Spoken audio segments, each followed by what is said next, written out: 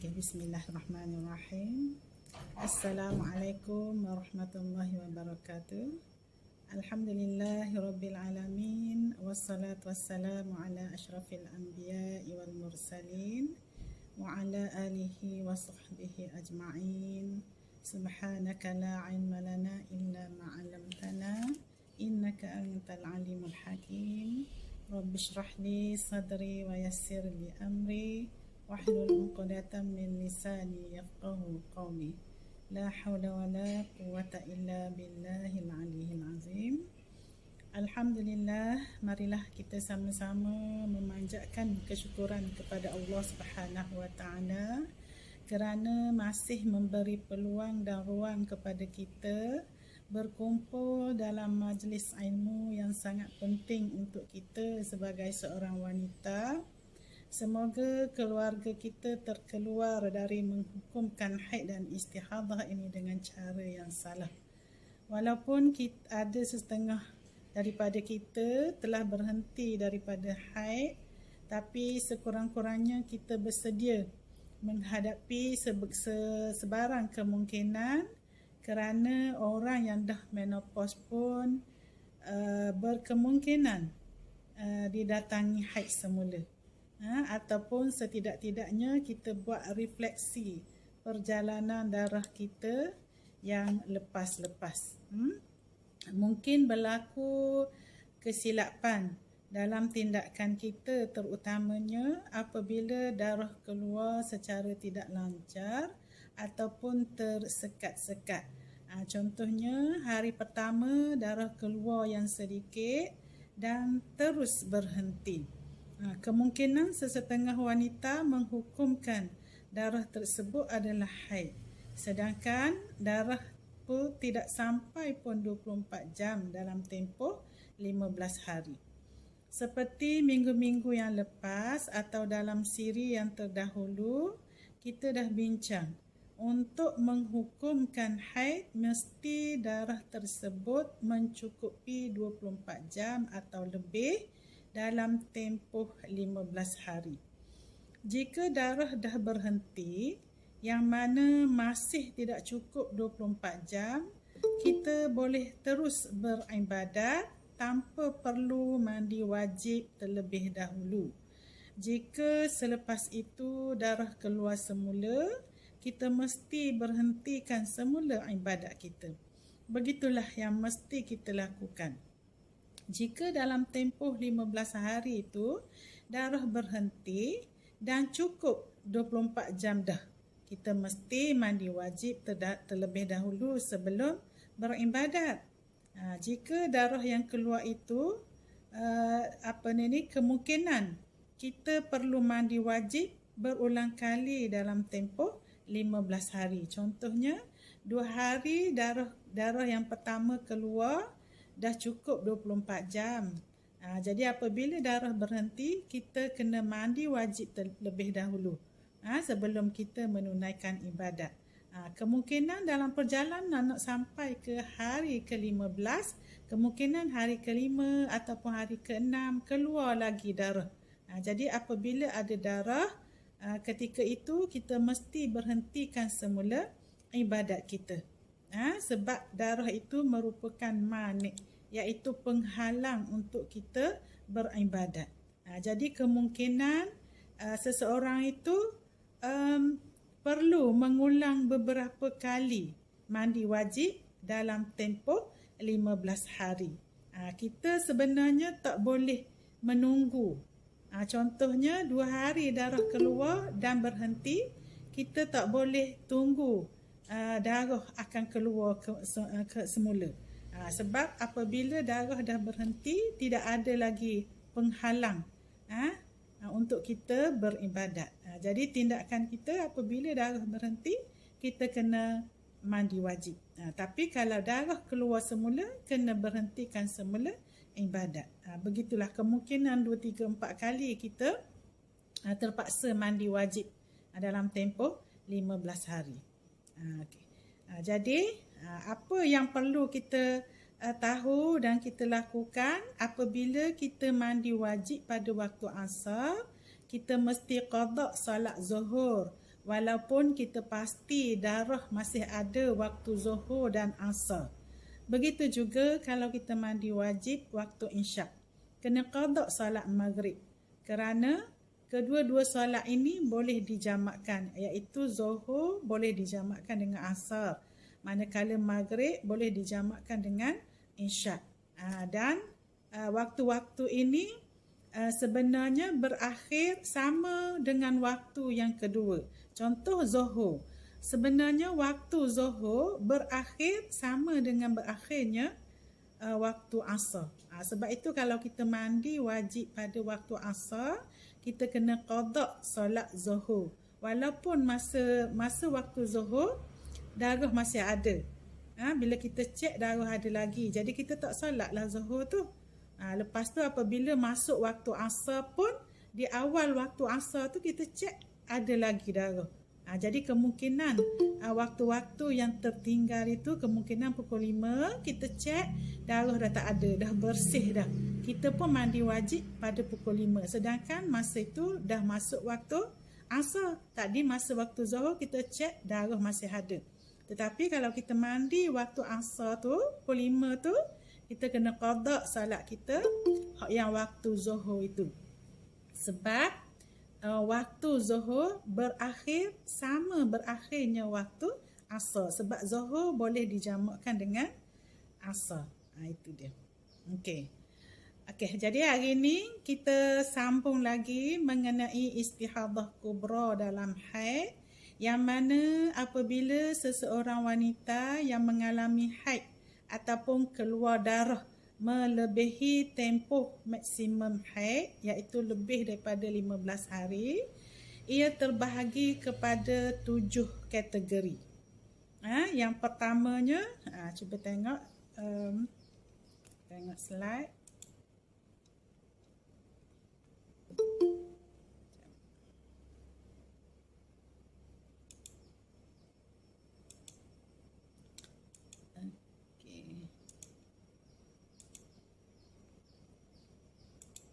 Okey.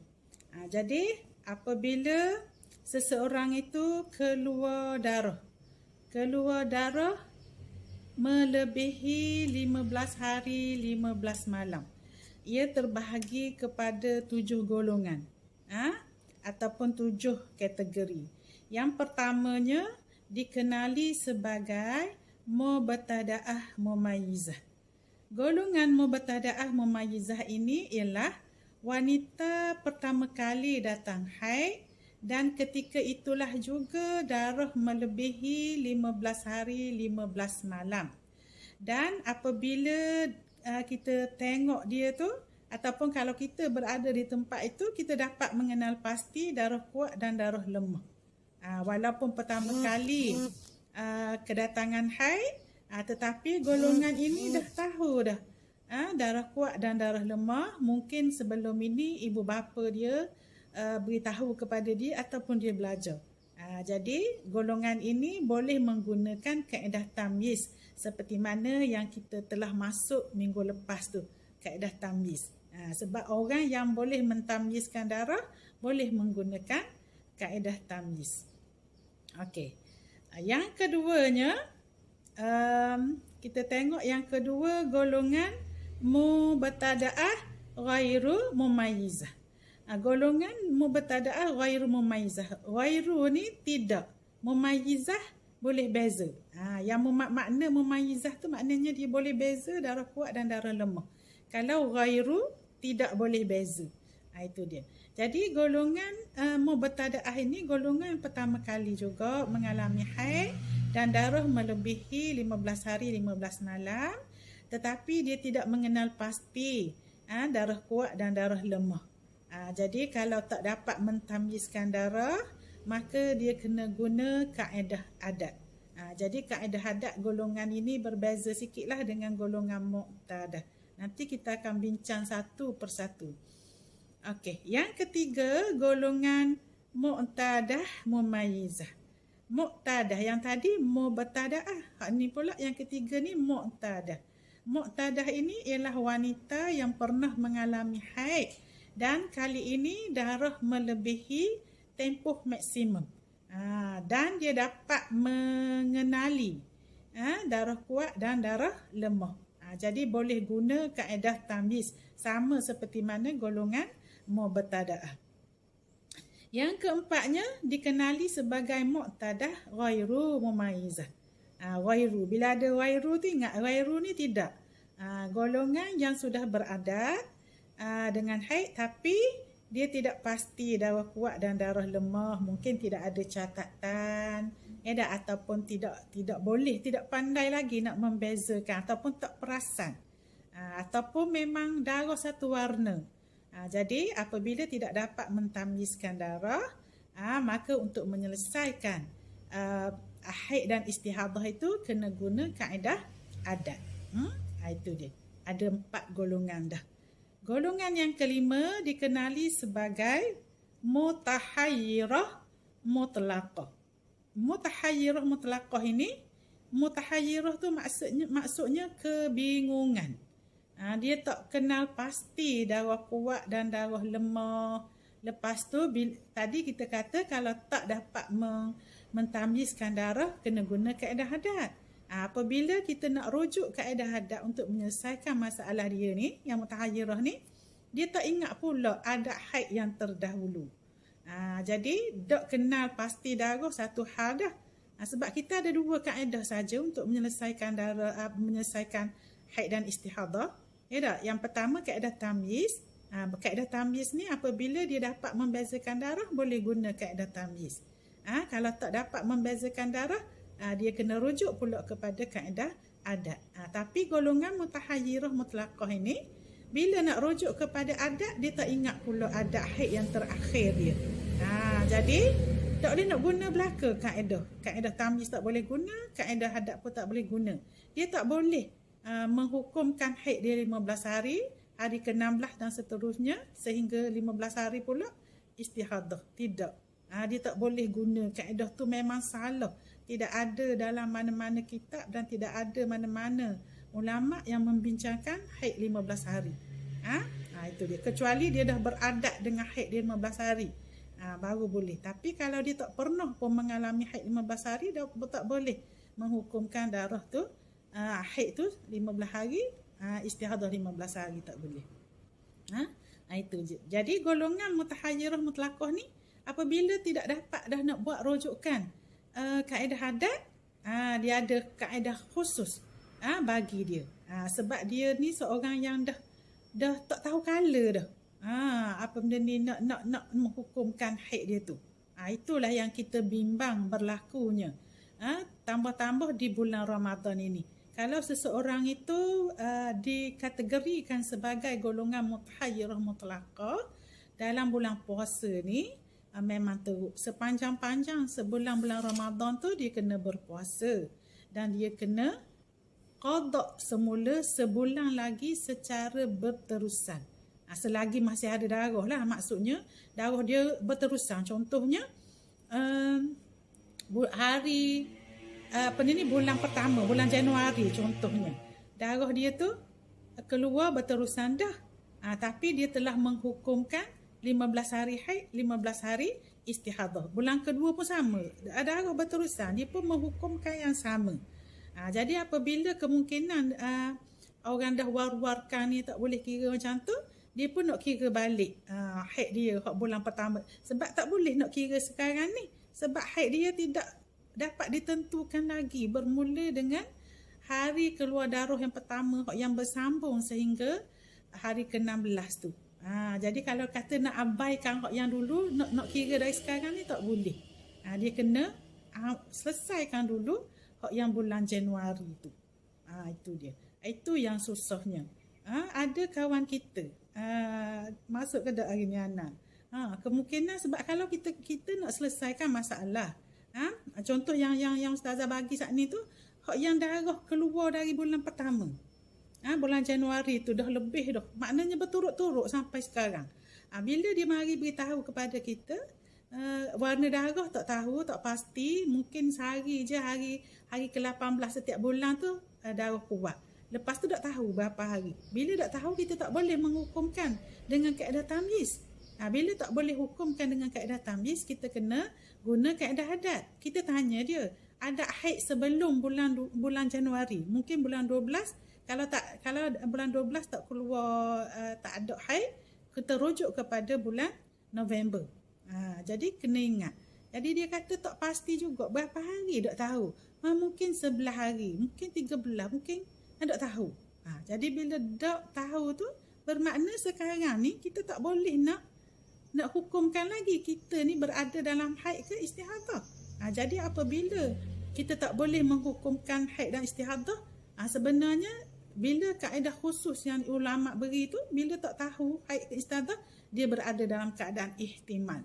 Maksud ihtimal ni dua kemungkinan. Satu, kemungkinan dia berada dalam haid.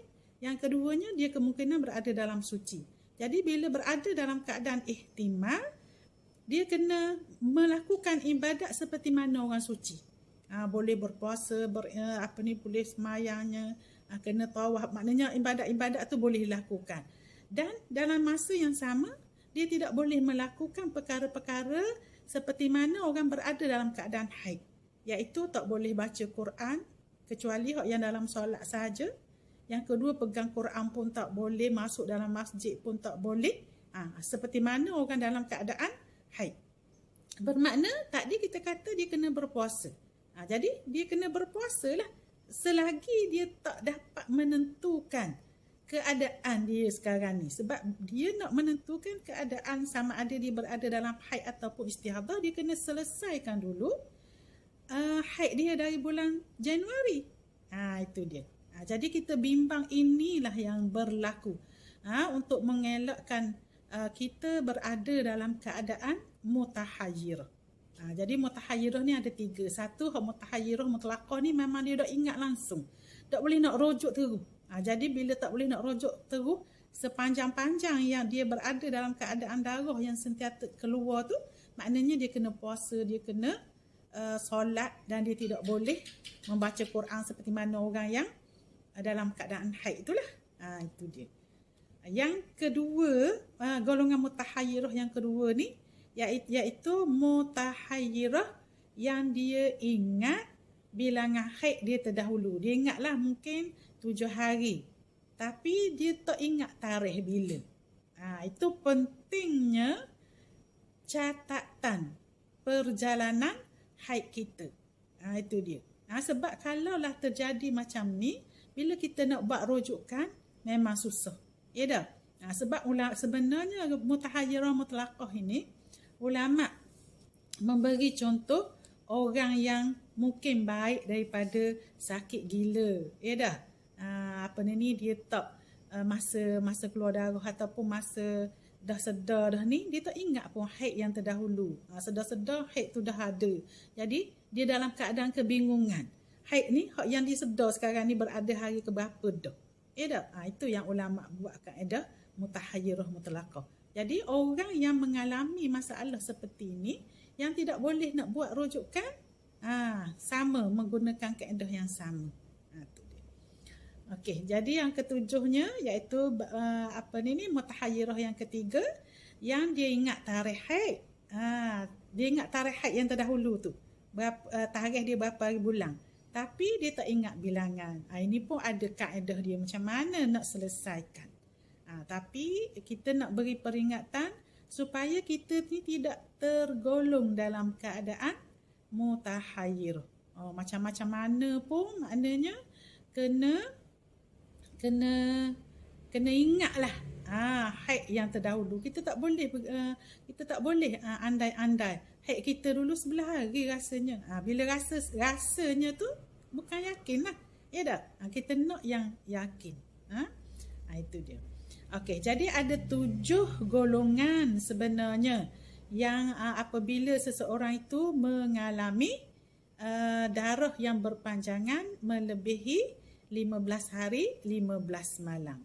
Jadi cara untuk menentukan haid dan istihadah tidak sama antara satu sama lain. Ini bergantung kepada mustahadah itu sendiri. Dia termasuk dalam golongan yang macam mana. Sama ada dia terdiri daripada golongan mubtada'ah ataupun muqtadah. Dan adakah dia seorang yang mumayyizah ataupun seorang yang ghairu mumayyizah. Kalau dia seorang yang terdiri dari seorang yang boleh mengetahui darah, iaitu mumayyizah, sama ada dia ni tergolong dalam di kalangan mubtadaah ataupun mu'tadah, boleh guna kaedah tamyiz. Sama je.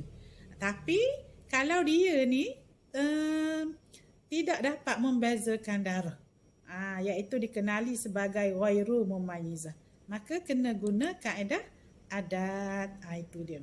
Macam sahabat kita minggu lepas, ya tak? Zatu. Zatu mana Zatu? Okey dah ke sekarang ni? Dah selesai masalah? Mana Zatu? Tak ada dah Zatu. Ada lagi ni. Zatu tak mendengar ke? Ke orang tak dengar suara? Dengar tak suara ustazah ni? Dengar ustazah. Dengar. Takut ustazah cakap seorang. Zatu tak ada. Okeylah. Minggu lepas, kalau ada yang masuk minggu lepas, Zatu pernah cerita, ya tak? Maknanya ni 2-3 tahun yang lepas. Mungkin nak perbetulkan semula. Sebab mujur gak Zatu ni ada gak tanda. Sekurang-kurangnya tarikh. Maknanya tidaklah termasuk dalam golongan mutahayyirah. Itu dia. Jadi Zatu baru ni tu kita guna kaedah adat. Kena rujuk kepada adat haid yang terdahulu. Kalau kejadian itu berlaku pada bulan Januari, bermakna kena rujuk haid pada bulan Disember. Kalau tak ada Disember, tak ada, kena rujuk hak yang sebelumnya. Begitulah kalau tak ada dah, kalau setahun dah misalnya haid tak ada, tiba-tiba ada. Itu yang kita bimbang tu. Bila ada pula setahun dah berhenti, ataupun kita senang cerita orang menopause. Ya dah, setahun dah menopause, tiba-tiba keluar darah, mesti panik. Ya dah, mesti panik. Kalau tak belajar, tak tahu dah mana pula nak kira macam mana ni, apa ni, darah apa ni. Tapi bila kita belajar, bila keluar je darah, kita kena buat catatan. Darah kuat ke darah lemah. Memang hari pertama tak tahu lagi darah lemah ke darah kuat, tapi kita catat dulu ni warna apa, sifat dia macam mana. Itu dia. Jadi insya-Allah lah, kalau kita dah tahu darah-darah yang keluar itu dari segi warna, mungkin bau ataupun sifat, senang untuk kita menyelesaikan masalah kita sekiranya darah keluar berterusan. Ini berlaku kemungkinan orang yang pra-menopause. Kebanyakan yang ustazah jumpa sebelum-sebelum ni, yang pra-menopause lah, mungkin usia dia 50 ke atas.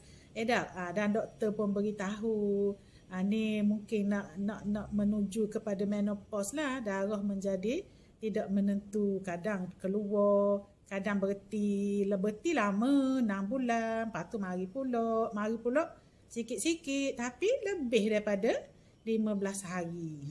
Itu yang berlaku. Jadi sebab itu kita kena catat. Catat perjalanan darah kita. Itu dia. Okey. Yang kita bimbang takut jadi mutahayyirah. Okey, ada soalan tak setakat ni nak tanya? Yang mutahayyirah tu boleh faham ke tak? Sebab kita nak elakkan berada dalam kategori mutahayyirah ini. Ada tak soalan nak tanya? Ada? Okey, boleh. Dengar tak ni? Ke senyap je ni? Dengar tak? Dengar ustazah. Dengar. Okey, tak ada salah. Okey, kita sambung. Kita sambung lagi bab istihadah kita. Minggu lepas kita masuk kaedah tamyiz. Pengenalan kaedah tamyiz. Macam mana kita nak menyelesaikan darah yang keluar melebihi 15 hari 15 malam bagi kategori yang mumayyizah. Mumayyizah ni maknanya mumayyiz. Kalau dulu kita dengar perkataan mumayyiz, kalau kita belajar bahasa Arab, mumayyiz ini bagi lelaki, bagi wanita yang mengalami yang mengenali sifat-sifat darah disebut mumayyizah. Tu bagi wanita mumayyizah. Lelaki mumayyiz. Itu dia. Sebab takut ada orang pelik mumayyizah kau dok ingat makna. Itu dia. Makna sama je ni. Mumayyiz bagi lelaki, mumayyizah bagi perempuan. Jadi orang yang mengenali jenis-jenis darah kuat dan lemah boleh guna kaedah tamyiz, sama ada dia terdiri daripada golongan mubtada'ah ataupun muqtadah. Sama sahaja cara menyelesaikannya, sebab dia seorang yang mumayyizah, iaitu boleh mentamyizkan darah. Kalau tak boleh ataupun dikategorikan sebagai ghairu mumayyizah, perkiraan haidnya, kalau dari segi ghairu mumayyizah, perkiraan ataupun cara menyelesaikan bagi golongan mubtada'ah dengan muqtadah tak sama. Mumayyizah sahaja yang sama. Dari segi muqtadah dan mubtada'ah. Orang yang pertama kali dan orang yang telah beradat. Itu dia. Okey, kita tengok gambar rajah yang seterusnya. Nampak tak? Nampak tak? Gambar rajah tadi sahaja Ustazah. Ya. Kejap.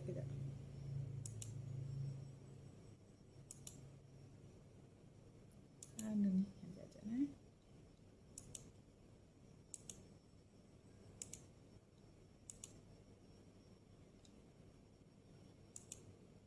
Okey. Nampak tak?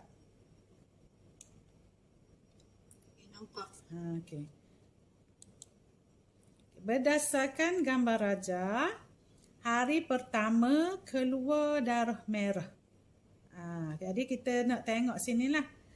Memang dalam perjalanan tu darah merah tu kita tak tahu pun ianya merupakan darah lemah ke ataupun darah kuat ke. Ya dah? Sama ada darah tu nak berhenti sebelum 15 hari ke ataupun nak berhenti melebihi 15 hari, memang kita tak tahu dalam perjalanan. Jadi tindakan kita hari pertama bila keluar sahaja darah, yang mana darah tu keluar selepas dah suci 15 hari. Bermakna kita tahulah sekarang ni kita berada dalam keadaan haid. Ya dah? Jadi bila berada dalam keadaan haid, memang kita tak solat pada hari pertama ini. Okey. Dan kita tunggulah darah itu berhenti. Dan apabila darah tu tak berhenti sehinggalah melebihi 15 hari 15 malam. Hari ke-16 masih tak berhenti. Jadi apa yang perlu kita lakukan? Hari ke-16 kita nak mandi wajib ke? Kalau tengok gambar rajah ni, macam mana? Nak masuk dah nak? Ada Kak Nur. Gua ada ni. Hari ke-16 boleh mandi wajib ke? Hak hitam tu darah kuat kan? Kalau ikut hak faham sebelum ni, darah kuat, kena kira darah kuat tu dah. Tak boleh mandi lagi lah. Okey, nak faham dah lah. Orang lain tu cuba cakna. Okey, kalau sebelum ni Ustazah terangkan darah kuat keluar dahulu. Hari ni kita nak terangkan apabila darah kuat keluar kemudian daripada darah yang lemah. Tapi memang dalam perjalanan seperti yang disebut tadi, dalam perjalanan hari pertama darah merah tu kita tak tahu, kita tak pasti pun lagi darah kita tu akan darah merah tu akan jadi darah kuat ke ataupun darah lemah. Ya tak? Maknanya memang kita tak solat lah hari pertama ni. Hari pertama sehinggalah kita dapati hari tu melebih daripada 15 hari. Tapi hari ke-16 kita tak boleh mandi wajib kalau berdasarkan catatan kita. Sebab itu kita kena catat apabila darah keluar. Kita kena catat. Hari pertama tu catat pukul berapa mula-mula keluar, darah sifat dia macam mana, adakah dia tu darah yang warna? Tengok dari segi warna lah. Kalau kita nak terang di sini, warna lah. Sebabnya kalau kita nak terang dari segi sifat apa serba, panjang cerita. Tapi kalau dari segi nak tengok ni, nak tengok gambar rajah, Ustazah gunakan warna. Jadi hari pertama tu darah merah. Hari ke-14 bertukar warna. Sebab itu kena catat pula. Hari ke-14 ni pukul berapa peralihan warna hitam pula ni. Itu dia. Okey. Dan hari ke-16 pun sama seperti mana hari 14 ni. Bermakna hari 14 ni, 15, 16 ni kita kata lebih kuat daripada darah hari pertama sehingga hari ke-13 itu. Okey, jadi bila hari ke-16 tu darah kuat, kita tak boleh mandi wajib. Kenapa? Sebab apa tak boleh mandi wajib hari ke-16 ni? Kerana darah kuat pada hari ke-16 itu kemungkinan akan jadi haid jika cukup syarat tamyiz, iaitu jika darah kuat lebih daripada 24 jam dan tidak lebih daripada 15 hari. Kalau kita mandi wajib pada hari ke-16 itu, yang mana masa itu darah kuat, kemungkinan kita mandi wajib dalam waktu haid. Sebab itu kalau darah kuat keluar selepas darah lemah, kita mesti lebih berhati-hati. Setiap darah yang keluar tu kita kena catat. Catat di situ peralihan warna-warna itu. Okey, kita dapat hari ke-16 tu darah yang lebih kuat. Sebab itu kita tak boleh mandi pada hari ke-16 itu. Bimbang kita mandi dalam waktu haid. Sebab darah ini akan dihukumkan sebagai haid jika cukup syarat tamyiz. Iaitu syarat tamyiz yang pertama, darah itu mesti lebih daripada 24 jam. Kalau kita tengok di sini 4 hari memang lebih lah. Ya tak? Dan darah itu tidak lebih daripada 15 hari. Dan ni kita tengok 4 hari, tidak lebih daripada 15 hari. Bermakna darah kuat ini dihukumkan sebagai haid. Dan kita dapati di sini hari ke-17. Hari ke-17 last. Ya tak? Mungkin di sini pukul berapa kita tengoklah. Berhenti tu pukul berapa? Kalau berhenti pukul 6 petang ke hari ke-17, kena mandi. Maknanya apabila darah berhenti. Tapi kalau kita tengok gambar rajah ni, kita kata 4 hari, hari ke-18 kita mandi wajib. Maknanya tak kisahlah kita tengok dah berhenti tu pukul berapa, terus mandi wajib. Okey. Jadi apabila darah telah berhenti, kita kena buat analisis. Berapa hari haid kita? Okay. Jadi kalau kita tengok kepada gambar rajah, darah kuat adalah 4 hari. Bila kita rujuk syarat tamyiz tu, cukup syarat tamyiz, iaitu darah kuat lebih dah daripada 24 jam dan dia tidak lebih daripada 15 hari. Jadi haid kita bagi bulan itu adalah 4 hari. Manakala darah merah, iaitu darah lemah 13 hari. Bermakna darah lemah yang keluar dahulu itu dihukumkan sebagai istihadah. Yang waktu istihadah ni kita kena qada balik solat kita selama 13 hari. Itu cara tindakan apabila darah melebihi 15 hari 15 malam. Bukan 15 hari haid. Yang kita dengar sebelum-sebelum ni, ada yang beritahu sampai sekarang pun ada yang bila dirujuk, sebab biasa-biasanya orang yang mengalami haid yang lebih 15 hari dia rujuk kepada ustazah lah.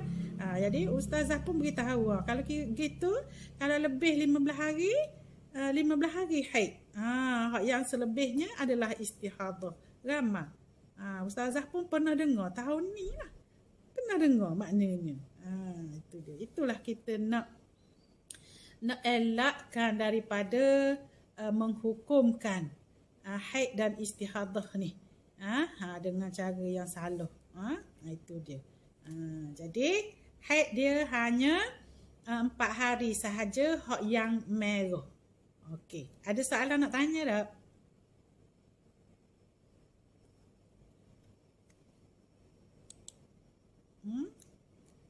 Tak ada? Boleh faham ni? Jelas? Ke ada yang mungkin yang rasa sama-sama ada nak tanya dah? Apa hari ke apa? Hari ke ni 4 hari je dah haid kita berapa hari bulan sini? Berapa hari bulan haid kita ni? Sebab kita nak jadi rujukan pula untuk bulan-bulan depan. Kemungkinan berlaku pula darah yang tak menentu ni. Macam mana pula? Sebab kita kena tahu haid sebelum berapa hari. Bila? Berapa hari bulan? Tarikh dan bilangan hari tu kita kena tahu. Maaf Ustazah. Ya? Yang merah tu memang kena semayang balik lah kan? Ya, kena semayang balik. Kita tengok hari pertama tu pukul berapa keluar darah merah ni. Mungkin kalau keluar pukul 8, bermakna kita kena mulakan qada kita daripada solat Zuhur. Tengok tarikh berapa hari bulan. Kita kena qada Zuhur 5 waktu untuk sehari. Hari kedua 5 waktu. Sampailah hari ke-13 tu pukul berapa darah merah berhenti. Ni pukul berapa start darah kuat. Jadi apabila start darah kuat ini baru kita stop solat. Sebab dah waktu dia dikira sebagai haid dah ni. Sebab benda ni biasa pengalaman kawan-kawan bila nak menopause dia akan terjadi benda macam ni. Betul.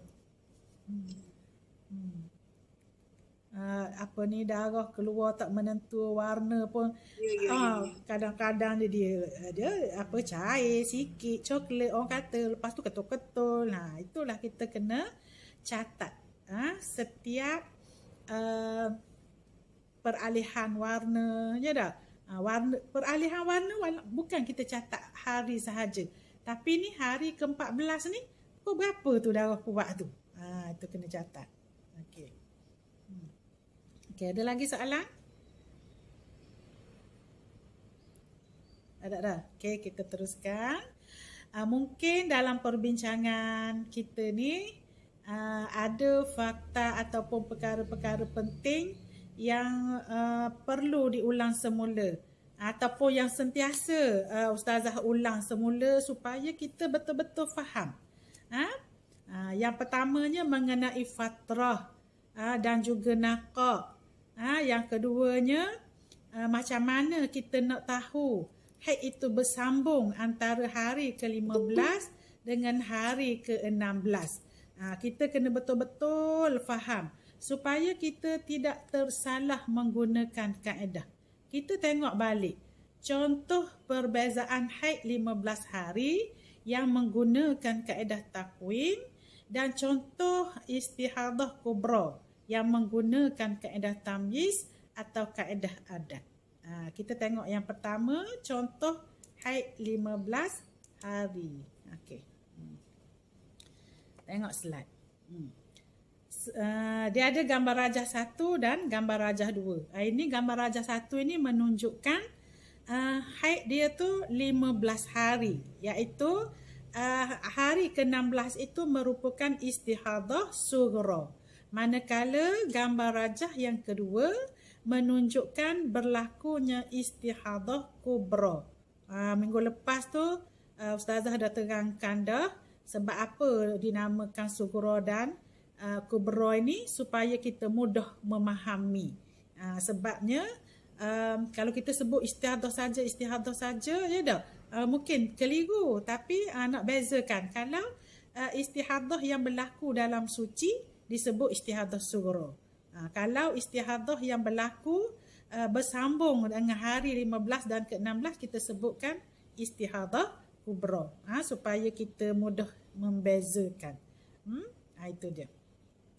Okey, kita tengok gambar rajah yang pertama. Gambar rajah pertama menunjukkan mawa keluar darah pada hari pertama pukul 7 pagi. Walaupun hari ke-8 darah berhenti, tetapi darah keluar semula. Ni kita tengok ni yang dah siap dah.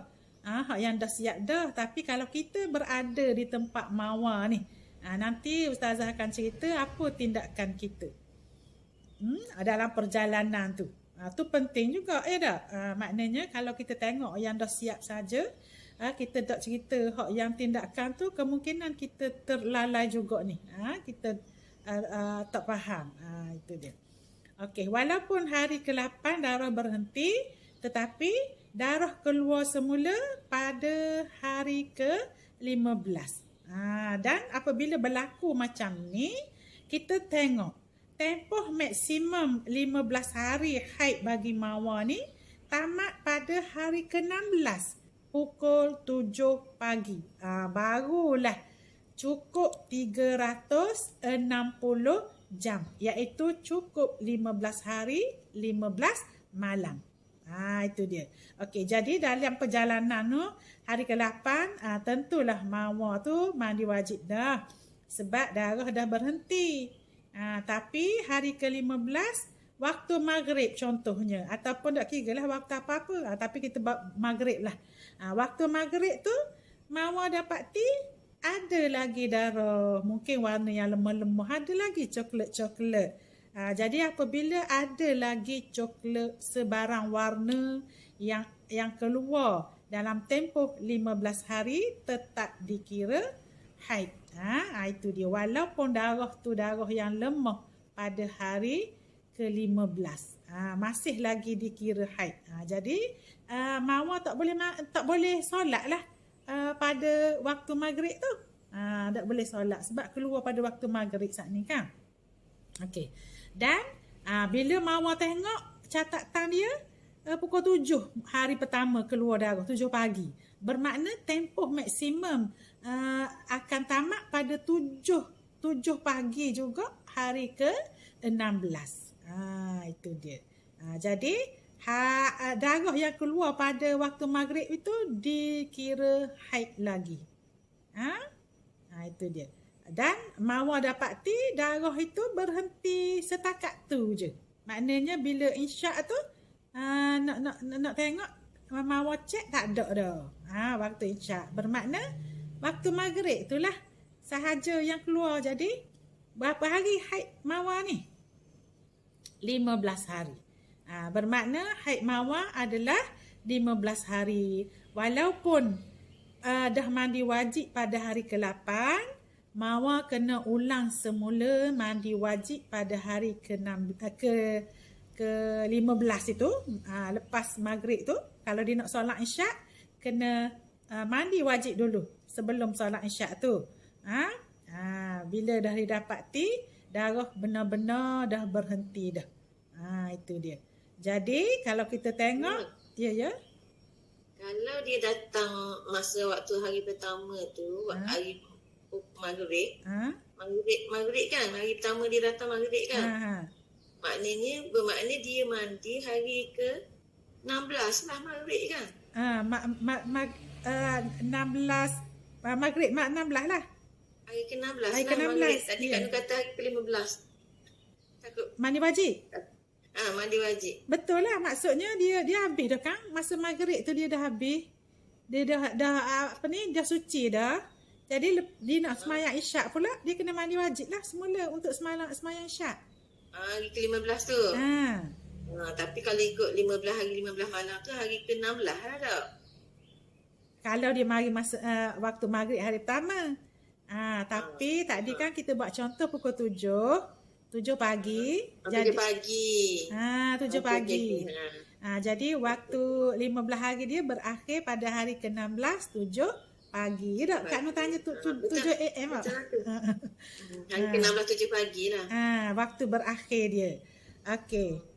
Jadi Assalamualaikum. Waalaikumsalam benda. Okey. Ikut jadual ni 8 hari bulan dia suci. Kemudian dia datang balik 15 hari bulan kan? Ya. Okey. Soalan bonda, waktu nakak dia ni, dia perlu kalau bila terjadi waktu bulan Ramadan, waktu nakak dia ni dia memang kena puasa. Dia kena qada balik. Memang masa dalam perjalanan hari ke-8 tu mandi wajib, puasa lah.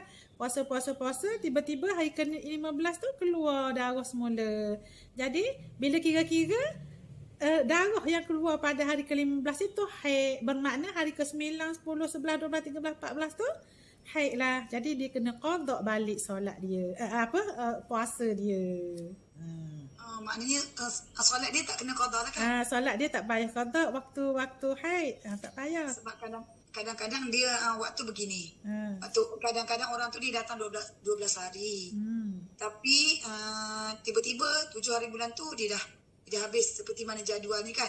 Kadang-kadang dia tak solat dalam waktu dia nak menunggu. Apa tak datang? Dia takut esok datang. Betul tak? Maknanya dia kena qada lah. Kalau tak datang, minggu lepas Ustazah dah terang dah. Maknanya kalaulah seseorang itu bulan lepas terjadi macam tu ke dia. Maknanya ini memang 12 hari. Tiba-tiba bulan ni hari ke-8 berhenti. Hari ke-8 tu berhenti. Berhenti. Dia kena mandi terus. Okey. Ada dua pandangan. Itu yang berlaku apabila bulan lepas. Tapi kalau dia pernah berlaku bulan-bulan sebelum, tak boleh guna kaedah ini. Dia hanya guna satu kaedah, iaitu dia mesti mandi wajib bila dia dapati darah tak ada. Tapi bulan lepas baru berlaku kepada dia, maknanya haid dia berlaku macam ni juga. 7 hari berhenti, tiba-tiba hari ke-12 mari pula. Jadi kalau bulan lepas dah berlaku macam tu, bermakna dia dah ada adat seperti mana yang berlaku bulan ni. Jadi dia ada dua pandangan. Pandangan yang pertama mengatakan boleh dia tunggu sehingga hari ke-12 tu tengok keluar ke tak. Sebab bulan lepas hari ke-12 itu tubik pula darah tu sikit. Itu pandangan Imam Ar-Rafi'i. Tapi kalaulah dia tunggu-tunggu, rupanya memang darah dah berhenti, tak ada dah. Hari ke-12 tu tak ada. Bila hari ke-12 waktu yang sama seperti mana bulan lepas berlaku, darah dah keluar, wajib dia mandi ketika itu. Dan dia mesti qada solat pada hari ke-8, 9, 10, 11 itu. 12, ya. Maknanya itu pandangan Imam Ar-Rafi'i. Tapi pandangan Imam An-Nawawi kata walaupun berlaku bulan lepas macam tu berlaku dah, tetapi mesti kita bertindak di atas perkara zahir ketika ini. Iaitu ketika ini darah tak ada. Maknanya tidak ada manik yang boleh menghalang untuk kita beribadat. Jadi kita kena mandi segera. Itu pendapat Imam Nawawi. Itu dia. Jadi pendapat Imam An-Nawawi ni pendapat yang muktamad lah, yang comel. Maknanya kita sebagai manusia bertindak di atas perkara zahir ketika itu. Zahirnya ketika itu darah tak ada. Jadi kita kena mandi wajib. Itu pandangan Imam Nawawi. Kalau kita ikut pandangan Imam Nawawi pun selamatlah. Kalau pun darah mari semula pun tak ada masalah. Kita tak perlu qada-qada apa-apa. Ya dah. Tapi kalau ikut pandangan Imam Rafi'i tadi, kalau darah dah berhenti, sebenarnya dah berhenti pada hari ke-7 tu, bermakna kita kena qada balik. Tu. Yang kita bimbangnya takut tak qada. Ya tak? Kebanyakan orang dia tak qada rasanya kalau berlaku macam ni. Ya tak? Tunggu-tunggu rupanya darah tak ada. Bila darah tak ada, straight je. Sedangkan sepatutnya kena qada balik. Okey. Ustazah nak tanya. Ya. Kalau dalam keadaan macam tu kan, saya cuma nak kita fikir yang mana pendekatan yang paling baik. Sama ada bila kita nampak dia berhenti, kita terus mandi wajib. Macam Ustazah kata saat ni lah. Pandangan Imam Nawawi lebih baik lah. Tak apalah kita kalau kata dia esok datang lagi, kita mandi lagi sikit, tak apalah. Biarlah kita mandi kali-kali ya. Daripada kita itu. Itu pun pandangan Imam Nawawi ni yang muktamad lah. Cuma Imam Ar-Rafi'i dia kata maknanya mungkin ada berlaku ni, orang ni boleh jugalah buat gini. Tapi yang muktamadnya pendapat Imam Nawawi ni. Tapi bukan kata salah pendapat Imam Ar-Rafi'i tu, betul. Tapi bergantung kepada individu lah. Kalau dia sama-sama berlaku macam tu, ya dah. Maknanya ada jadi nakak tu di tengah tu. Dia pun mungkinlah kalau bagi dia tu ada kepayahan nak mandi wajib ketika itu, dia pun kata tak apalah, tunggu dulu. Gitu. Tak apa. Maknanya dia tengok atas keperluan untuk diri dia. Boleh. Bukan kata salah pandangan Imam Ar-Rafi'i dah. Okey, ada soalan lagi? Okey. Kita sambung. Tadi mana dah? Mawar ni. Kisah mawar. Jadi mawar apabila dia dapati darah keluar semula pada hari ke-15, maknanya memang dia kena cek balik. Hari ke-15 itu cukup tak lagi waktu maksimum dia. Kalau masih dalam tempoh 15 hari, bermakna darah yang keluar itu dihukumkan sebagai haid lagi. Jadi dia kena berhentikan ibadat dia ketika itu. Jadi kalaulah darah dia tu memang berhenti dah nak solat, dia boleh solat isyak. Contohnya bila dia cek memang tak ada darah. Jadi dia pun mandi wajib untuk solat isyak. Dan waktu suci dia bermula pada mandi wajib hak dia nak solat isyak tu. Itu dia. Okey, boleh tu. Lepas tu keluar pula darah hari ke-16. Hari ke-16 tu mungkin pukul 1 keluar. Jadi dah habis dah tempoh 15 hari haid tu dah habis dah. Ni masuk fasa yang lain pula tu. Hari ke-16 tu fasa yang lain tu pukul 1. Bermakna hari ke-16 itu adalah istihadah sughra. Sebab dia keluar dalam waktu suci. Dan waktu suci mawar tadi bermula masa dia mandi wajib untuk solat isyak ke ataupun pukul berapa-berapa dia mandilah. Itu dia.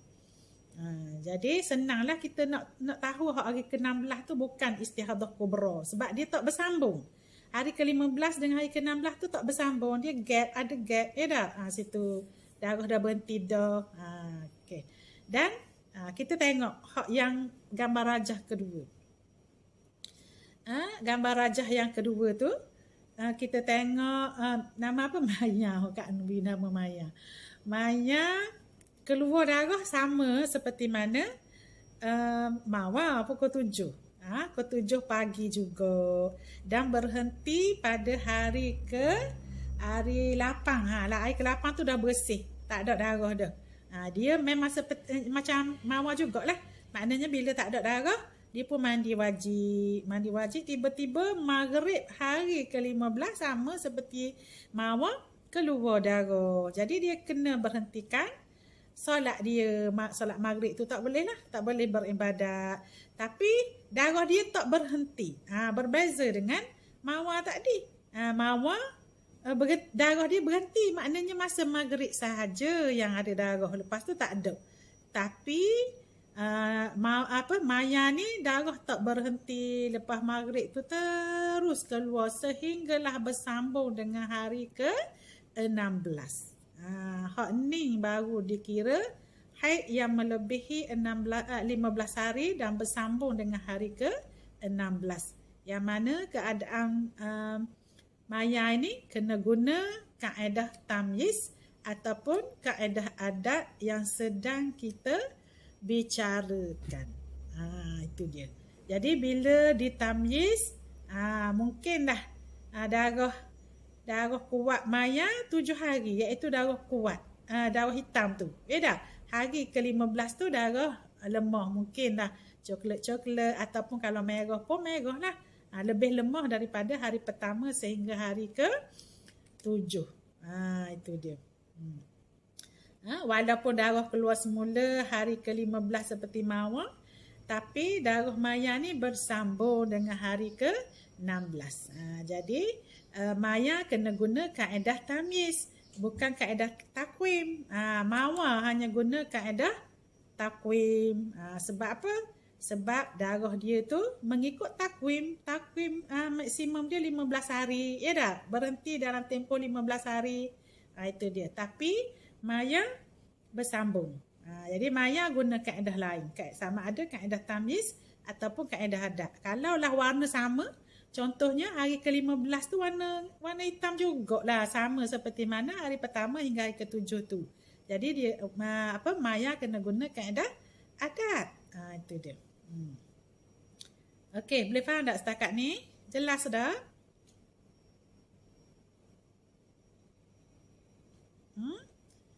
Okey. Jadi itulah perbezaan kaedah takwim dan kaedah tamyiz. memang kita nampak sama je ya tak? Tapi sangat jauh berbeza bilangan hari haid. Mawar 15 hari haid dia.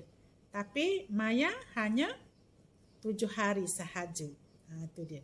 Sebab itu kita kena berhati-hati menghukumkan haid. Kerana jika tersilap menggunakan kaedah, kemungkinan beribadat dalam waktu haid ataupun kemungkinan meninggalkan ibadat waktu istihadah itu. Sedangkan sebagaimana yang kita tahu, waktu istihadah sebenarnya waktu suci.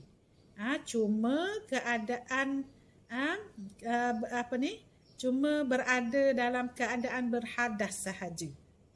Kena beribadat seperti biasa. Iaitu keadaan berhadas tu kena ikut 4 langkah yang telah ditetapkan lah. Iaitu beristinja dulu. Lepas tu kena sumbat. Kalau bulan puasa tak boleh sumbat.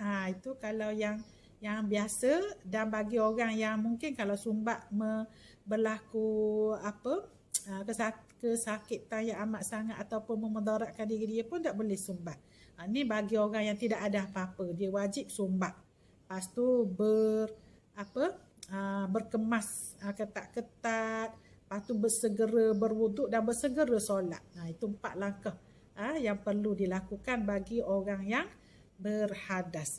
Dan juga niat dia tu pun berbeza. Dia tidak boleh niat dengan mengangkat hadas kerana dia sedang berhadas. Jadi niat dia nawaitul wudu'a listibahatis solah. Tu dia. Listibahatis solah. Dia tak boleh nawaitu raf'al hadasi. Raf'al hadasi itu mengangkat hadas kan?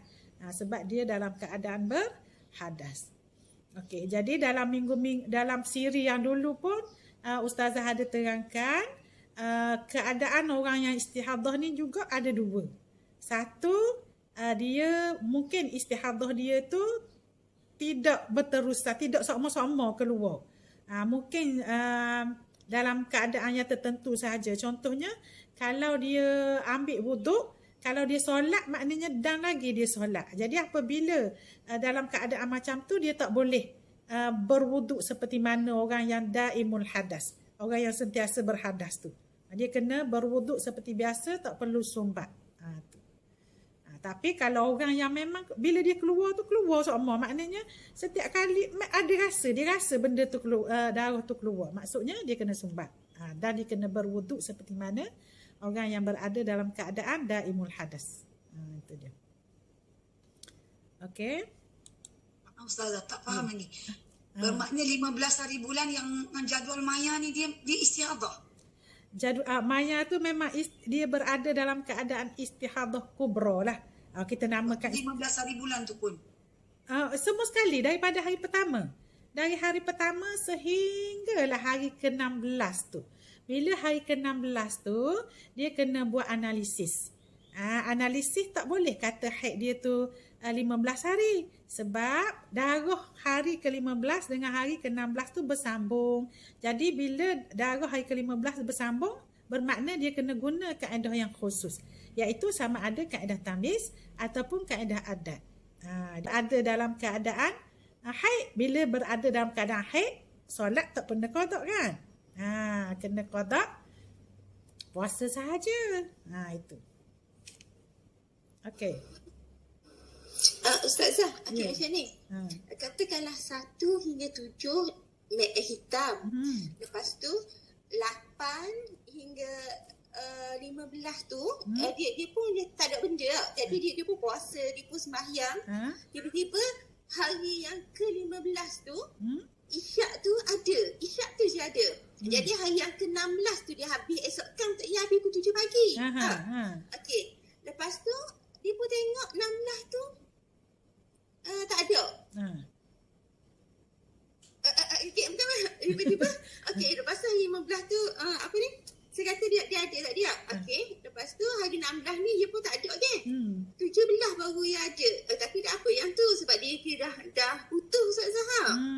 Dia macam awal lah. Kalau sambung ni macam mana? Maksudnya 15 tu terus ada sama 16, 17 gitu. Maksud sambung tu. Maksudnya Keluar direct tu. Start pada hari ke-15 tu dia keluar. Maknanya setiap walaupun kata tidak ada di pack, tapi apabila dicalik ada. Tu maksud dia bersambung tu. Okey, faham.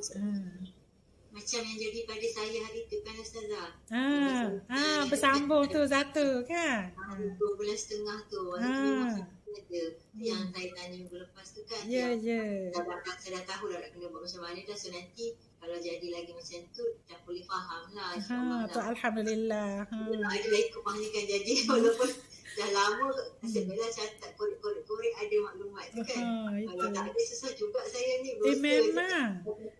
Sebab ada seorang tu yang mari jumpa Ustazah tu, bila maknanya dia mungkin dia catat tarikh kebiasaan dia sahaja. Maknanya 17 Januari, 18 Februari, 19 Mac, macam tu dia catat. Tapi bila kita tanya, dia kata memang bersambung tapi dia tak catat dah lah tu. Dia tak catat tu maknanya daun kuat, daun lemah tu tak catat permulaan je. Lepas tu tiba-tiba dak keluar mungkin apa ni dak mari banyak tu. Dia mari bila setiap kali calik ada. Itu maksudnya. Bila belajar ni baru dia perasan. Daripada bulan Januari. Apabila sebelum puasa dia mari tanya, kita kata dah maknanya kena betul-betul kena pastikan dulu. Sebab bimbang ni dekat nak puasa ni takut jadi mutahayyirah kan. Kita pun tanyalah, dah kalau dah tahu dah warna-warna, okey kita rujuk kepada adat. Dia adat haid sebelum berapa? Tak ingat, dia kata nantilah beritahu semula. Bila dia tak beritahu semula, jadi kita pun dah dah ambil kisah dah kan. Hari ni tiba-tiba dalam perjalanan tu dia pun kata hari ni ada lagi warna coklat-coklat. Kalau lemah ni istihadah lah kan. Dia kata gitu. Lepas tu kalau Kak Nur ingatkan kena dia dah ikut dia ikut tamyiz. Jadi Kak Nur kata je lah darah lemah istihadah. Lah tu tiba-tiba pula puasa 2-3 hari ni dia kata pula hari ni saya haid lah. Ya Allah, dah macam mana ni kata. Cuba buat semula gambar raja. Gambar raja yang macam mana? Lepas tu kita pun tunjuklah macam Zatu buat ni. Macam Zatu buat hari tu kan. Kalau tak tahu dah warna-warna dah apa. Tanda je dulu yang darah keluar tu. Sebab kita nak kira ni. Nak kira dari bulan 1 bimbang dia berada dalam keadaan mutahayyirah. Lepas tu call dia tanya ni. Tanya adat haid bulan sebelum berapa. Sebab tak ambil macam mana. Dia kata saya memang dok sangka lah jadi macam ni. Dia kata jadi dok tanda dok ingat dah. Kalau tak ingat dah tu lah jadi mutahayyirah. Maknanya sekarang ni kena berpuasa juga. Lepas tu kata kena cari betul-betul, kena tengok juga, kena ingat juga peristiwa, kemungkinan ada peristiwa-peristiwa yang kita ingat kita mandi wajib. Tanya mandi wajib bila dah ingat. Maknanya bimbang kita takut jadi mutahayyirah kan. Lepas tu tanya juga dia ni. Kata ingatlah mungkin ada jumpa doktor ke, ada jumpa orang ke masa tu dah kira berapa. Dia kata ada jumpa doktor masa tu. Kata cuba tengok balik dalam diary ke apa benda, tengok balik. Dia pun beritahulah bahawa period dia masa hari tu 11 hari, lepas tu mungkin hari 2 hari betul dia kata mandi wajib semula. Dia ingat dia 13 hari. Bila dia ingat 13 hari tu barulah kita boleh kira bahawa sekarang ni dia period balik. Alhamdulillah. Kalau tidak dia ni berada dalam keadaan mutahayyirah ni susah. Kalau darah dia berterusang tu, dia kena qada pula tu. Gandakan lagi sebulan. Sebulan tu tak boleh puasa tinggal-tinggal, dia kena puasa direct. Sebab untuk mendapatkan jumlah hari tu dia tak boleh. Contohnya dalam sebulan dia puasa 2 hari, lepas tu dia berhenti, dia puasa balik, tak boleh. Dia kena puasa direct. Itu kita bimbang tu jadi mutahayyirah kat sebut hak ni tu. Mohon maaf Ustazah. Ya. Luar sikit soalannya. Kalau haid ni rasanya masih boleh ditengok lah. Tapi kalau kalau nifas sebab memang ramai yang lama dan kemudian kebanyakan darah dia darah cair-cair gitu. Macam mana pula tu Ustazah? Sama keadaan dia. Bimbang istihadah. Sama. Istihadah pun ada dalam nifas. Tapi istihadah dalam nifas tak ada istihadah surah. Dia hanya ada istihadah kubra, macam mana kita nak selesaikan dengan kaedah tamyiz ataupun kaedah adat juga. Yang tu nanti kita akan belajar tu. Sebab ramai sangat yang tersilap kira, yang banyak kena qada. Ini kesian. Sebab rasanya haid ni okey, bukan okey lah, tapi maknanya agak okey. Tapi kalau nifas memang dah suci, lepas tu datang balik, tapi tak tahu pun darah tu. Tapi bila kita ingat balik memang cair, tak sama. Lepas tu datang pula lama, 60 hari lebih apa semua begitulah. Dalam nifas pun kalau dah berhenti lebih daripada 15 hari, darah yang keluar semula selepas 15 hari berhenti tu bukan nifas dah. Dia akan jadi haid. Haid juga ada dalam tempoh 60 hari tu. Itu pun kita kena panjang sangat lah tu kalau kita nak belajar bab tu. Tapi tak apa. InsyaAllah kalau mengikuti siri-siri ni, siri-siri yang akan datang kita akan jumpa cara menyelesaikan istihadah dalam nifas. InsyaAllah. Panjang lagi cerita tu sebenarnya. Okey. Okey dah. Kak Nur ada nak cerita lagi ni ke nak berhenti dah ke, sebab kita 11.30 dah ni ke Guana? Boleh sambung lagi sikit? Boleh sambung je, Cik. InsyaAllah Ustazah. InsyaAllah Ustazah boleh sikit. Okey, boleh. Okey, jadi maknanya itulah kita kena betul-betul kena cakna darah-darah yang keluar daripada tubuh badan kita. Kita kena ada catatan, kena ada diary kita yang tersendiri.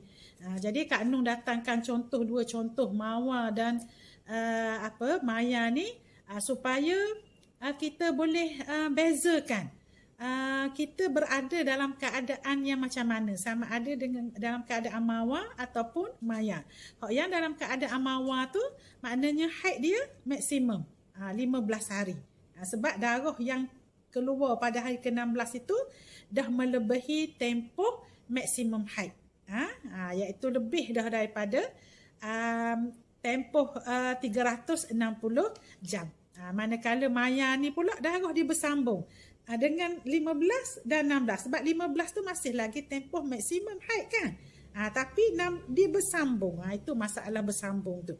Kalau haid ni maknanya taklah kata kita kena ada masa suci sesaat itu tidak. Tapi kalau dalam bab nifas, kalau sebab itu kena betul-betul kena ambil tindakan apabila dah melebihi tempoh 60 hari itu. Maknanya masa nak masuk hari ke-61 ataupun jam ke-1440 tu. Maknanya kena buat calitan. Maknanya calitan pertama ada, calitan kedua tak ada. Itu dah walaupun dikira suci, walaupun sesaat tetap dikira suci. Itulah yang dalam bab nifas. Tapi kalau bab istihadah, bab haid ni maknanya dah lah sampai tahap tu. Maknanya kita tengok di sini. Okey, boleh tu? Ustazah, belajar lagi. Maknanya supaya kita tahulah ni perbezaan, sebab beza hari tu, beza keadaan dan hari dan juga waktu yang kita kena qada tu beza kan. Kalau yang Mawa ni maknanya kalau puasa je kita kena qada, solat tak perlu. Kalau kebetulan bukan time puasa, maknanya solat tak perlu qada dah, sebab 15 hari haid dia. Tapi kalau keadaan Maya, dia kena, walaupun bukan bulan puasa, dia kena qada balik solat dia tu. Sebab haid dia hanya dihukumkan 7 hari sahaja berdasarkan kaedah tamyiz. Yang mana darah dia tu, darah kuat hanya 7 hari sahaja. Itu dia. Itu perbezaan kaedah takwim dan juga kaedah tamyiz. Kaedah takwim ni hanya digunakan kepada darah yang keluar dalam tempoh tak lebih pada 15 hari. Boleh guna kaedah takwim. Tapi kalau darah tu dah melebihi tempoh maksimum 15 hari 15 malam, kena guna sama ada kaedah tamyiz ataupun kaedah adat sahaja. Itu dia. Kalau nak guna kaedah tamyiz, kena kembali kepada syarat-syarat tamyiz. Syarat tamyiz ni kena ingatlah. Siapa tak ada lagi syarat tamyiz? Hari tu kita dah buat dah. Naliza ada tak syarat tamyiz? Catat tak hari tu? Catat. Alhamdulillah. 24 jam dengan 15 hari 15 malam waktu suci. Okey, orang lain boleh faham ke tak ni? Syarat tamyiz tak ada 3 je tu. Kena bawa sentiasa syarat tamyiz ni. Sebut semula Ustazah. Okey, yang pertamanya, darah kuat mesti melebihi 24 jam. Okey. Yang kedua, darah kuat tidak boleh lebih 15 hari 15 malam. Okey. Itu merupakan syarat untuk kita hukumkan ia sebagai haid. Sebab apabila ada dua darah kuat dan darah lemah, mesti darah kuat akan dikira sebagai haid. Jadi nak hukumkan darah kuat itu sebagai haid, mesti cukup dua syarat ni. Syarat pertama tadi, darah kuat mesti lebih daripada 24 jam. Yang kedua, darah kuat dia tak boleh lebih daripada 15 hari. Okay, syarat yang ketiga, syarat darah lemah yang akan dihukumkan sebagai istihadah. Syarat dia tak boleh kurang daripada 15 hari 15 malam. Jika darah keluar berterusan lah. Kalau darah dah berhenti dah, disambung dengan masa suci, ni syarat ini diabaikan. Itu dia. Okey. Jadi mulai hari ini kita kena pastikan, kena ingat kitaran haid kita bulan sebelum. Sebab kitaran haid ini juga akan menjadi rujukan. Sekiranya berlaku darah yang keluar berterusan macam tadilah. Hari ke-15 dengan hari ke-16 bersambung. Kalau kita tengok memang ramai yang berlaku macam ni dah. Istihadah ni. Kadang-kadang orang keliru tu sebab dia ada istihadah sughra dan ada istihadah kubra. Sebab itu Ustazah datangkan tadi dua contoh tadi tu. Yang jadi istihadah sughra tu macam mana walaupun hari ke-15 ada tu. Kena ingat molek tu. Sebab kalau kadang-kadang tu dia ingat hari 15 hari ke-15 ada, hari ke-16 ada, tapi sebenarnya tak bersambung. Itu kena tengok betul-betul. Okey. Yang darah kuat duduk di belakang pun kita kena ingat balik. Kalau darah kuat keluar dulu tu, kita senanglah untuk kita tahu. Sebab bila darah kuat keluar dulu, hari ke-16 kemungkinan kita berada dalam keadaan istihadah dah. Kita boleh mandi wajib. Tapi kalau darah lemah keluar dulu, hari ke-16 hari darah kuat itu kita tak boleh mandi lagi sebab kita kemungkinan berada dalam haid. Sebab darah kuat itu akan dihukumkan sebagai haid. Itu dia. Kalau cukup syarat lah. Syarat dia tadi itulah dua tu. Syarat darah kuat tu tak lebih daripada 15 hari dan mesti lebih 24 jam. Okey, ada nak tanya tak setakat ni? Ustazah, kalau dalam macam kes saya ni kan yang sekarang ni dah tak berapa, tak ada, setiap bulan tu dah tak ada macam 2 bulan sekali. So memang kena tengok tunggu. Kalau di period dia akan mula darah lemah tu, memang elok tunggu jugalah kan. Maksudnya kita teruskan je lah solat kan, supaya kita tengok bila dia datang darah merah baru darah kuat, barulah kita anggap itu sebagai haid. Macam tu kan? Kalau dia tak lebih daripada 15 hari, kita tak perlu tengok keadaan darah tu. Sebagai haid jugalah. Macam mana Zata semula? Kalau katakan darah lemah tu datang dulu kan. Jadi maksudnya buat andaian, katakan kita punya pattern tu dah memang nampak kata kita akan istihadah bila kita period kan. Jadi kita boleh andaikan selagi tak ada darah kuat, kita tak perlu solat lah. Kita boleh solat lah kan. Kalau darah lemah tu keluar tak sampai lagi 15 hari, tak boleh solat, tak boleh mandi wajib lagi. Sebab kemungkinan darah itu akan berhenti pada hari ke-15. Bila darah berhenti pada hari ke-15, semua darah itu akan dihukumkan sebagai haid. Okey. Tak boleh mandi. Maknanya sebab dalam perjalanan kita tak tahu lagi darah-darah yang keluar itu sama ada dia jadi kuat ke, dia jadi lemah ke, kita tak tahu kecuali kita berada pada hari ke-16. Kena tunggu jugalah maksudnya. Maknanya kalau kena tunggu sehingga 15 hari. Maknanya kalau bukan kena tunggu sehingga kalau darah dah berhenti 7 hari, tak bolehlah tunggu sehingga 15 hari tu. Maksudnya bila darah, maksudnya kalau dia sikit sampai hari yang ke-16 juga tu kan. barulah maknanya. 16 tu barulah kita mandi wajib Gitu. Okey. Terima kasih. Ada lagi nak tanya?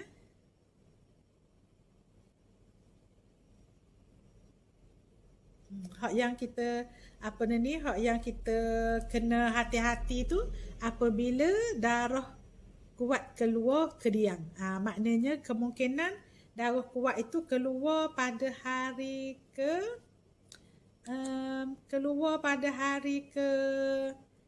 11. Ataupun 11 dulu, lepas tu bersambung sampai hari ke-16 ke 17 tu macam mana pula kita nak hukumkan? Contoh, hari pertama tu mungkin dia warna coklat je, warna kuning je. Lepas tu hari ke-7 tu mungkin warna ke arah kuat dah, mungkin merah. Lepas tu hari ke-11 baru warna hitam, warna kuat. Hari ke-11 sehinggalah hari ke-16 tu kuat lagi. Jadi hari ke-16 kita tak boleh mandi wajib lagi. Kita kena tunggu warna hitam itu berhenti ataupun darah bertukar menjadi lemah semula, baru boleh mandi wajib. Selagi darah kuat itu keluar, selagi itu kita tak boleh mandi wajib.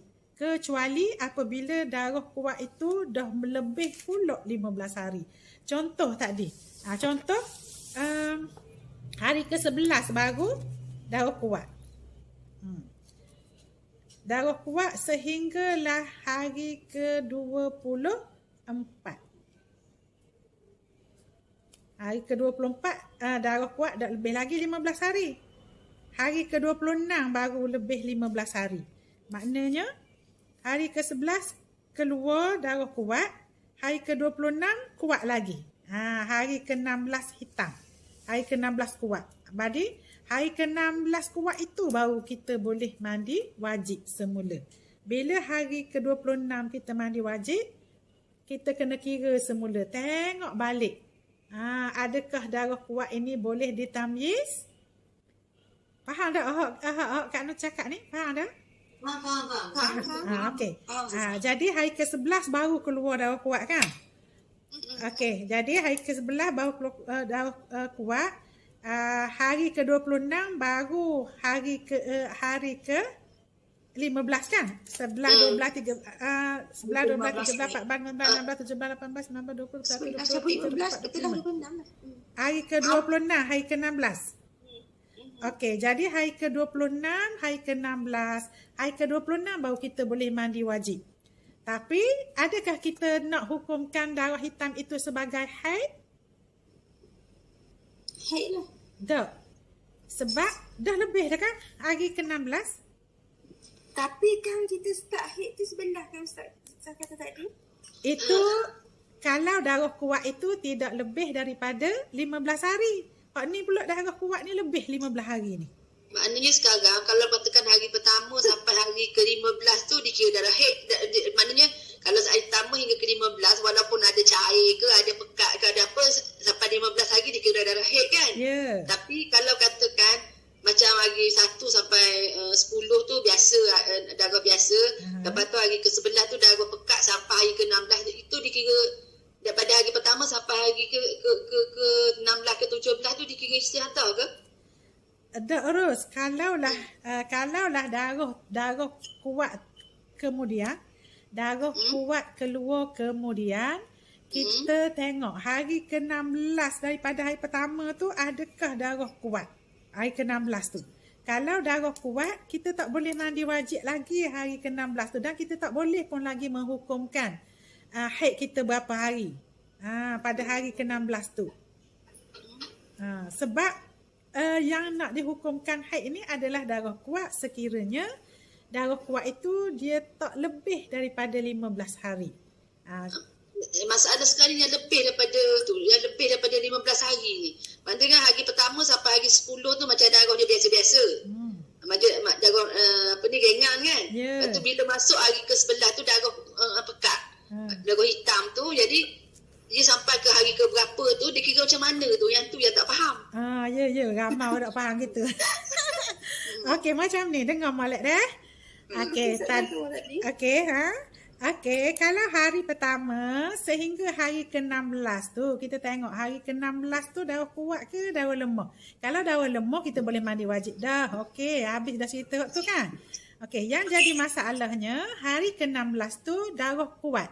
Bermakna kita tak boleh mandi wajib lagi hari ke-16 itu dan kita tak boleh pun lagi menetapkan haid kita berapa hari.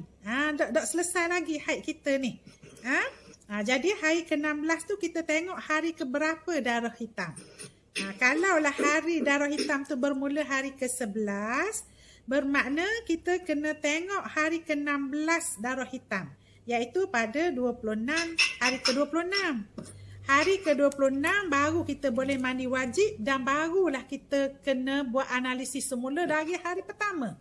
Sebab dari hari pertama lah itu kita tak ada lagi haid kita berapa hari ni.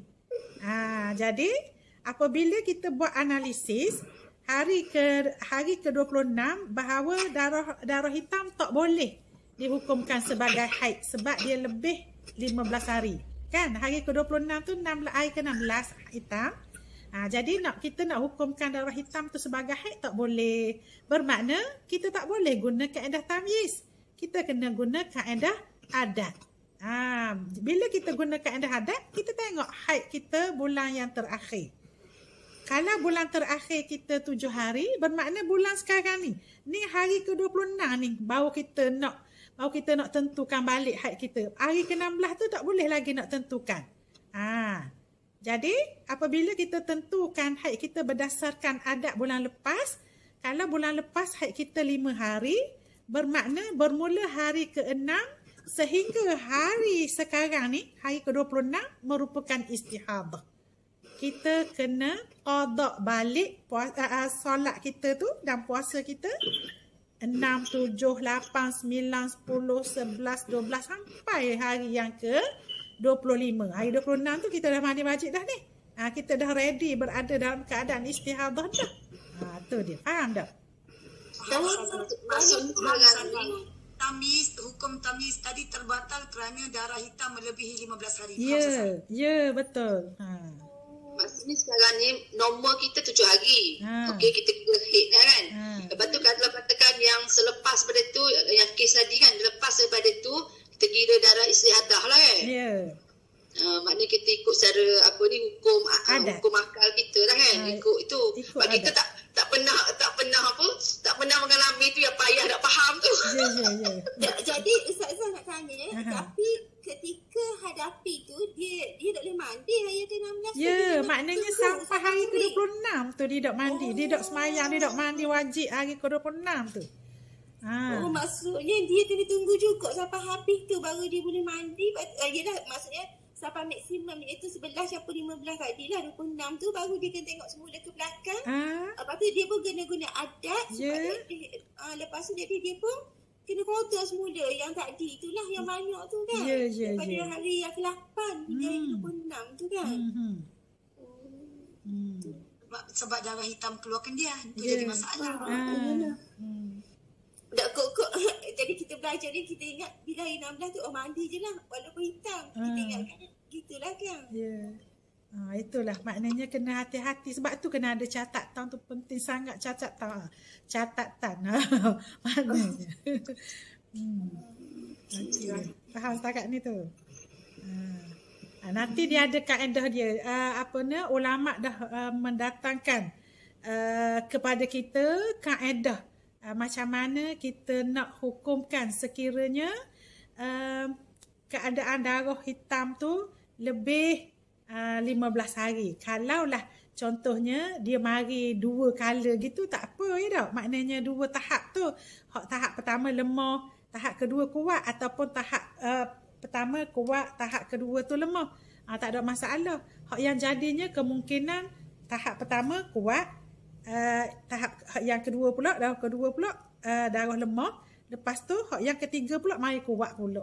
Macam mana pula? Dia ada kaedah dia. Ada kaedah belakang. Ulama buat ni lengkap. Dan kalau kita buat kajian, memang kaedah yang didatangkan oleh ulama tu memang tepat. Dan kalau kita nak cari silap pun memang tidak ada kemungkinan tersilap. Itulah kita kena belajar ni. Kalau hak yang kita dengar sebelum ni 15 hari haid kalau darah lebih daripada 15 hari dah. Hak itu biasa. Memang orang pun pening. Pening kalau sebulan je istihadah tak ada masalah. Tapi kalau berterusan nak kira jadi bercelaru habis dah. Tapi kalau kita ikut kaedah yang didatangkan oleh ulama ini, insya-Allah kita akan rasa lega. Okey. Jadi kemungkinan ada orang darah-darah yang keluar itu bukan gitu. Ada yang mari 2-3 tahap. Dia tak mula-mula mari hitam, lepas tu mari merah, lepas tu kuning. Macam mana pula tu nak buat tu? Contoh gini. Mula-mula kuat, lepas tu mari pula darah kalau 3 ni maksudnya merah tu jadi sederhana lah. Tak, kuning tu jadi darah lemah kan? Jadi kalau ada 3 tahap ini pun ulama datangkan kaedah dia. Okey, kalau kita tengok dalam keadaan macam ni, hari ke berapa kita boleh mandi wajib?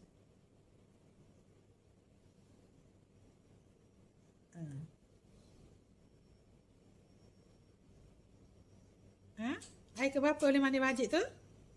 Hari ke-16 boleh tak mandi wajib?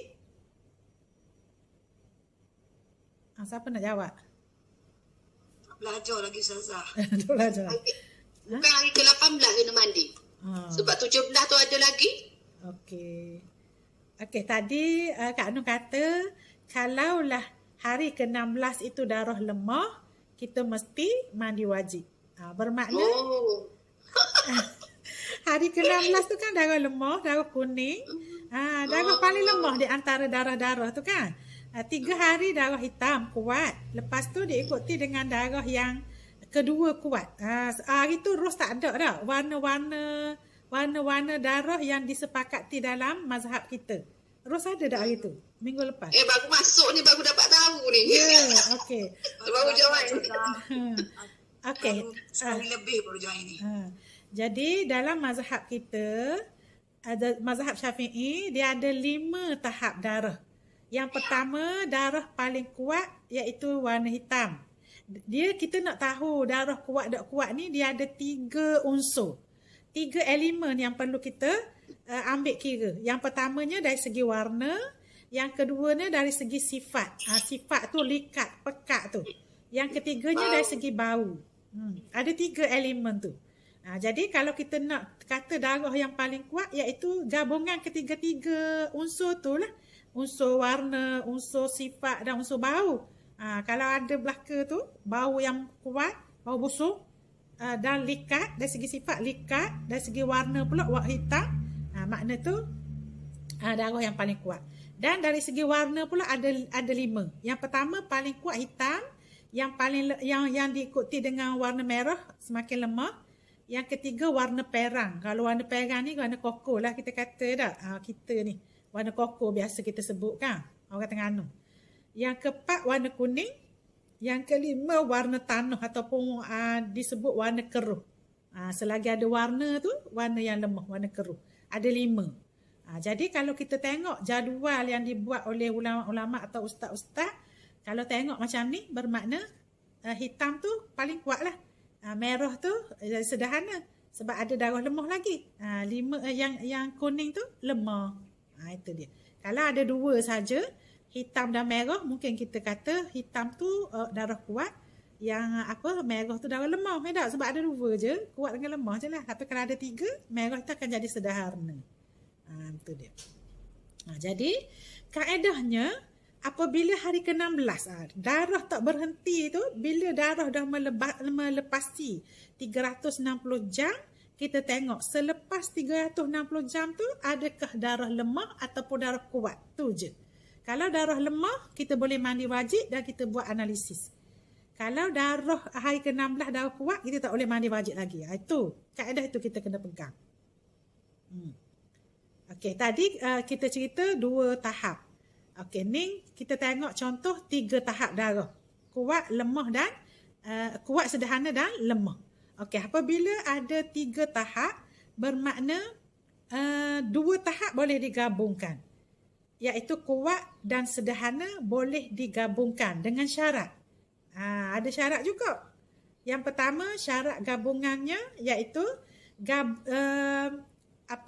gabungan kuat dan lemah itu mesti melebihi 24 jam dan mesti tidak lebih daripada 15 hari. Itu syarat dia. Syarat kita nak gabungkan. Jadi kalau kita tengok contoh ni, 3 hari merah, 3 hari hitam, 10 hari merah dah. 10 dah. Ke berapa? 3, 4, 5, 6, 7, 8. 10 hari merah. 10 merah dan 4 kuning. Maknanya kita boleh tak gabung hitam dan merah? Boleh lah. Boleh gabung. Sebab dia masih dalam tempoh dia. Okey, dia dah lebih 15 hari kan? Bermakna hari ke-16 itu kita hukumkan haid kita selama 13 hari. Jadi itu dia. Jadi bermula hari ke-14 dengan hari ke-15 kita kena qada. Sebab hari ke-14, hari ke-15 itu dah merupakan waktu istihadah kita. Hari ke-16 ni kita dah solat dah. Tak apalah, tak perlu qada. Tapi kalau kita tak mandi wajib lagi, kita tak solat lagi pun, contoh kita mandi hari ke-17 ataupun hari ke-18 baru kita mandi contohnya. Sebab mungkin kita tak belajar ataupun kita rasa was-was lagi ni. Hari ke-18 sebab masa tu tak ada darah baru kita semayang, kita mandi wajib. Bermakna kita kena solat, kita kena qada balik hari ke-14, 15, 16, 17. Tapi sepatutnya hari ke-16 tu kita dah mandi wajib dan kita kena buat analisis dah hari ke-16 tu. Okey.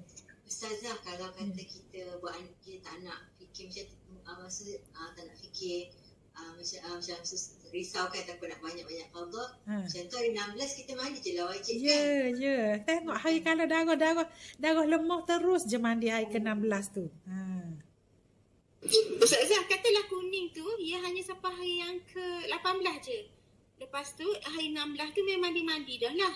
Sembahyang semua kan. Lepas tu dia pun tengok hari ke-18 tu kuning, 19 tak ada dah. Jadi sebenarnya dia kena tengok yang ke belakang tu, maksudnya hitam dengan merah je sebenarnya. Head yang kuning tu ialah istihadah. Ustazah. Ya. Kadang kalau macam hitam tiada, lepas tu lepas hitam tu kuning je. So 3 hari je lah dia head. Yelah. 3 hari je lah. Yang kuat saja hitam tu je. Maksudnya hitam dan merah tu je lah kuat kita panggil. Yang warna 3 lagi tu lemah.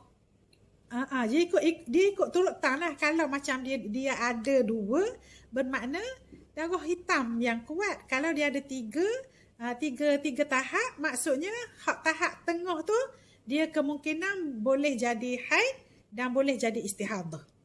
Kita tengok keadaan darah yang sederhana tu. Kalau dah gabungan kuat dengan sederhana lebih daripada 15 hari, contoh kita kata darah kuat tu 3 hari, bermula hari ke-4 sehingga hari ke-6, hari ke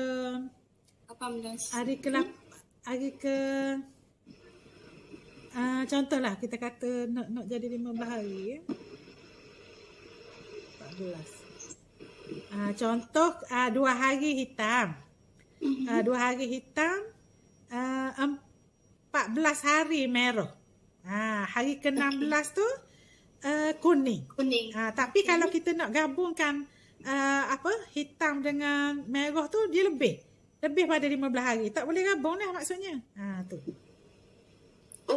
Merah tu tak boleh gabung lah dengan hitam sebab tak boleh lah. Sebab gabungan itu melebihi 15 hari, tak boleh. Okay, faham. So Ustazah, maksudnya ini hanya akan berlaku kalau bagi yang istihad maksudnya lebih daripada 16 hari lah kan. Tapi kalau memang kuning tu berlaku dalam tempoh masa lagi 15 hari tak ada masalah kan. Tak ada masalah, semua haid.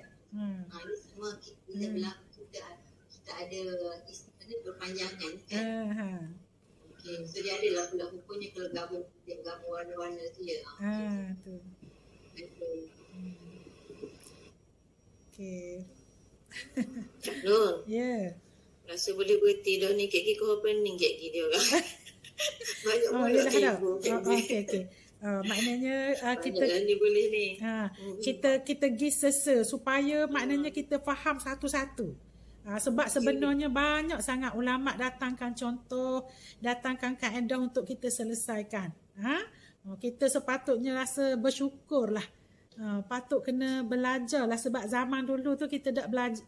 Kita nak belajar, kita tak tahu kat mana ya tak? Maknanya tidak ada dalam silibus. Lepas tu apa kita dapatkan informasi tu terlalu ringkas. Kalau dulu. Zaman-zaman kita lah yang seusia umur 50-an ni. Kalau zaman Kak Anung dulu, mana ada masa zaman sekolah rendah adalah sekali cikgu cerita tentang haid. Lepas tu tak ada. Ya tak? Itu dia. Okeylah. Itu apa perkara yang mewajibkan mandi je. Oh, ya. Kalau ada mari darah, mandi wajib. Tu je kan? Itu yang jadi masalah sekarang ni. Kalau orang yang tersalah menyampaikan ilmu tu macam mana, ya tak? Tersalah menyampaikan ilmu hak kata 15 hari tu lah. Jadi kita tambuhlah jadi gitu. Sebab kalau para ustazah ni akan menjadi tempat rujukan. Ya tak nak? Orang akan tanya ustazah. Sebab kalau kita mendengar orang mari cerita masalah nak selesaikan, dia berkata, saya tanya ustazah dulu, ustazah kata gini. Maknanya kalau ustaz jarang ustazah. Itu yang jadi masalah. Kalaulah tersilap menyampaikan ilmu ni macam mana, apa yang perlu kita lakukan? Kalau kita sendiri terbuat, mungkin kita sendirilah yang akan mohon ampun daripada Allah, kita baikkan, kita qada. Kalau kita dah tersalah menyampaikan ilmu ni macam mana? Adakah kita kena beritahu semula ke? Macam mana? Lepas tu kita tak mau belajar, maknanya kadang-kadang kesian tak? Kesian kau orang yang menerima tu. Pengalaman Zatu, ya tak? Zatu kata hari tu dia Zatu kata dia tanya ustazah beritahu. Tak tanya ustazah, saya tanya kawan-kawan yang ada background Islamic studies jugalah. Tapi yang masa tu sebab saya punya concern lebih kepada risaukan masalah kesihatan kan, bila bleeding banyak tu kan. Tapi waktu saya catat jugalah kan, doktor tanya darah macam mana, jadi saya kata okey, so memang kena catat. Sebab tu dah catat, alhamdulillah lah catat kan. So walaupun dah agak lambat, tapi dia masih ada peluang lah untuk qada kan. Senang kira, maknanya taklah kita ni dalam keadaan kebingungan lagi, ya tak? Maknanya ada poin dah, maknanya kita boleh tetapkan haid kita ni berapa hari, kita boleh qada dah. Itu. Tapi kalau tak ada catatan, tak ada apa, kita macam mana? Adakah boleh kita hanya memohon keampunan pada Allah saja? Ya tak? Sebab kita masih berhutang. Itu. Ada hikmahnya walaupun rasa macam Allah banyaknya nak kena qada, tak apalah ini kan. Boleh belajar lagi. Dah apa, insya-Allah masa ni kuat lagi kan, kita boleh lagi qada-qada kan? Insya-Allah harap-haraplah dapat habis kan. Ada orang tu 2-3 tahun nak habis tu, setiap hari dia buat. Maknanya. Tapi dah apalah, ada kemahuan, insya-Allah Allah tolong. Okeylah, kita berhenti di sini dululah, ya tak? Sebelum berundur tu marilah kita sama-sama beristighfar, memohon daripada Allah Subhanahu Wa Taala supaya kita mendapat keampunan sekiranya kita tersilap menentukan haid dan istihadah ni. Okey, aqulu qawli hadza wa astaghfirullahal azim li wa lakum. Wassalamualaikum warahmatullahi wabarakatuh. Kita tangguh dulu dengan tasbih kafarah dan suratul Asr. Bismillahirrahmanirrahim.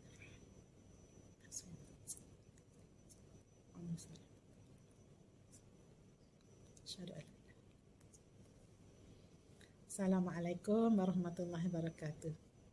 Assalamualaikum.